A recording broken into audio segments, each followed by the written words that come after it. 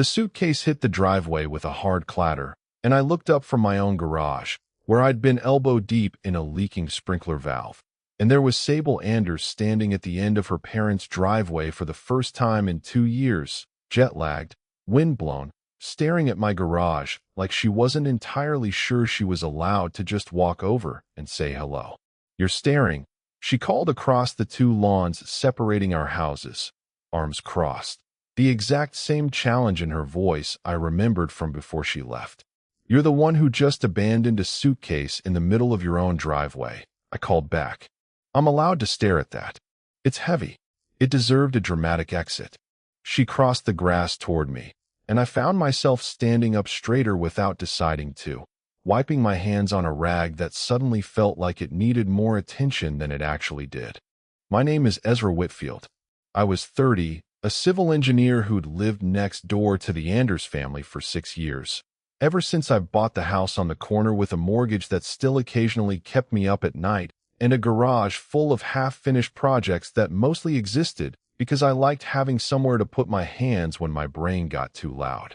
Sable's parents had been my neighbors from the start, friendly in the easy, over-the-fence way suburban neighbors are friendly, borrowing tools, trading extra vegetables from the garden, and waving from opposite ends of the driveway on trash day.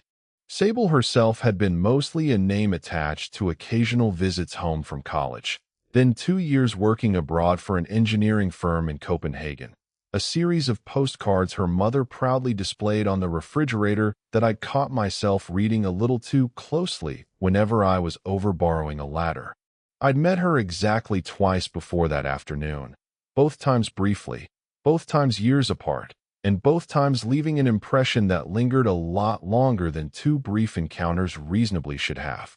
The first time, she was 24, home for a holiday, sharp and funny in a way that made her parents' dinner table considerably more interesting than it usually was. The second time, a year later, she'd stopped by my garage to borrow a torque wrench for something her dad needed, stayed 40 minutes talking about nothing in particular, and left me standing there afterward wondering why an interaction about a hand tool had left my chest doing something entirely unrelated to hand tools. Then she left for Copenhagen, and I told myself whatever that feeling had been, it belonged safely in the past, filed under a woman I'd met twice and would probably never see again outside of her parents' occasional updates.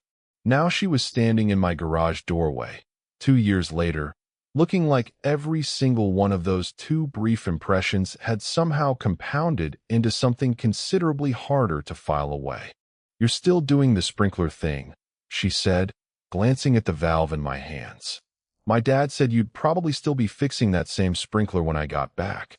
Your dad has entirely too much faith in the reliability of my home maintenance skills. He also said you never actually finished the deck you started 3 summers ago. That's slander. It's 90% finished. It's been 90% finished for 3 summers, Ezra."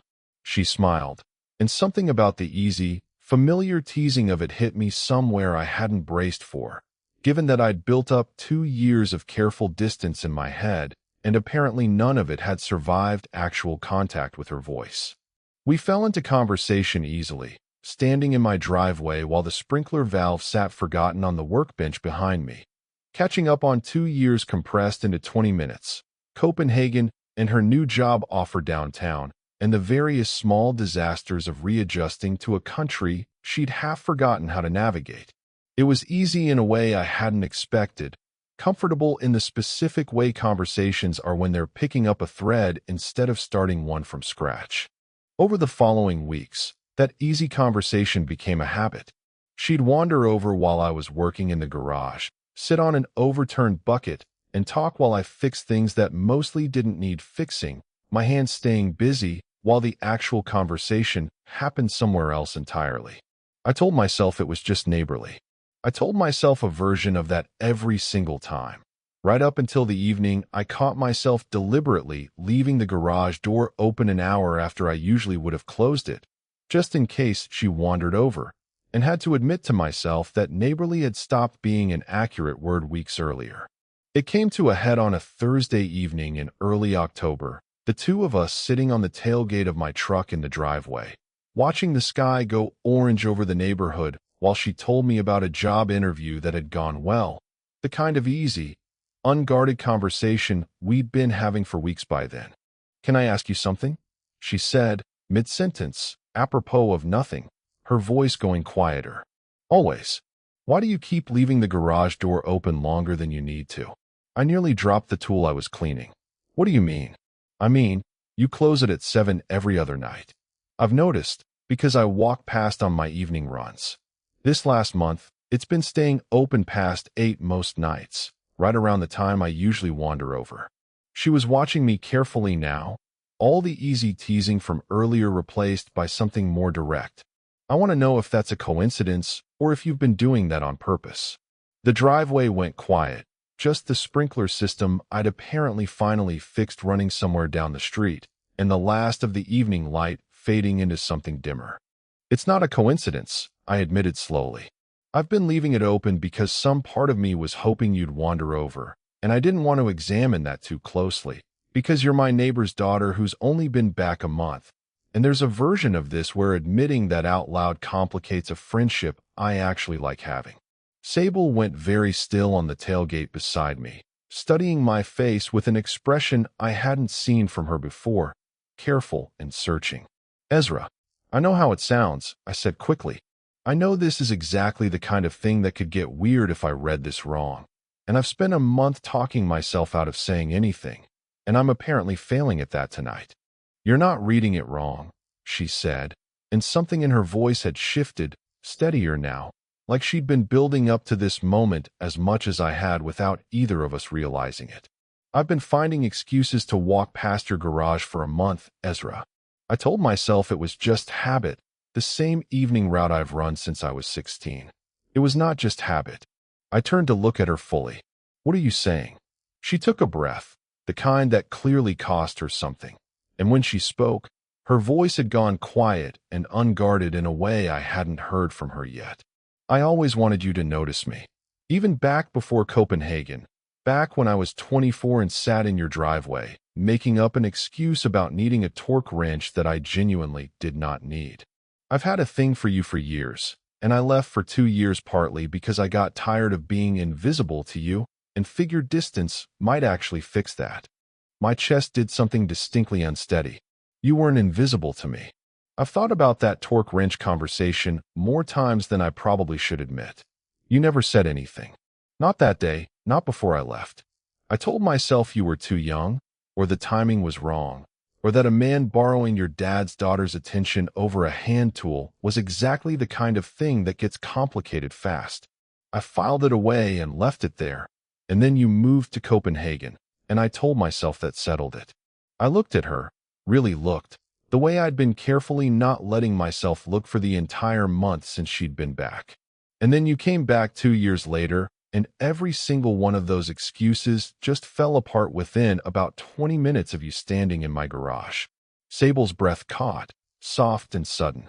"So this whole month, the garage door, the evening runs, we've both just been quietly hoping the other one would say something first." "Apparently. I'm an engineer. I usually prefer more efficient systems than two people independently hoping for the same outcome and saying nothing about it." That got a real laugh out of her, unguarded, the kind I'd been hearing more of over the past month without letting myself notice how much I looked forward to it. "So what do we do about it?" "I've got a job starting downtown in 3 weeks, an apartment I'm supposed to be looking for, and apparently 2 years of assuming I'd missed my chance with my parents' neighbor." "You didn't miss it," I said. "I think we just spent 2 years and one very unnecessary continent proving how bad we both are at saying things directly. That's a generous read of the situation." "I'm feeling generous tonight." I reached over and took her hand, slow and deliberate, giving her every chance to pull back if this wasn't actually where she wanted to land. She didn't. Her fingers laced through mine easily, steady in a way that told me she'd been waiting for exactly this since long before Copenhagen ever entered the picture. "For what it's worth," she said, quieter now, "I think I came home partly hoping this exact conversation would happen eventually.